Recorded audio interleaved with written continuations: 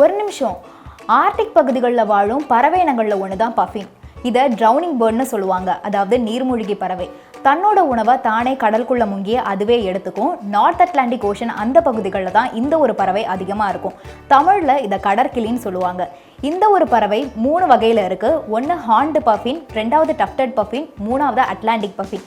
இந்த ஒரு பறவையோட ஒரு ஸ்பெஷாலிட்டி நம்ம பார்த்தோன்னா அதோடைய தலை மூக்கு ரெண்டுமே உடம்பை விட பயங்கரமாக பெருசாக இருக்கும். அதே மாதிரி நிறம் மாறுற தன்மை கொண்ட ஒரு மூக்குமே இதுக்கு இருக்குது.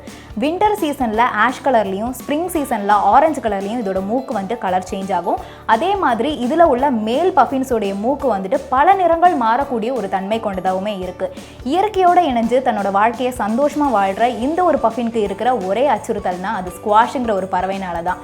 தன்னோட குஞ்சுகளுக்காக கடலுக்குள்ளே முங்கி மீனை எடுத்துகிட்டு வர அந்த நேரத்தில் இந்த ஸ்குவாஷுங்கிற பறவை அட்டாக் பண்ணிடும்.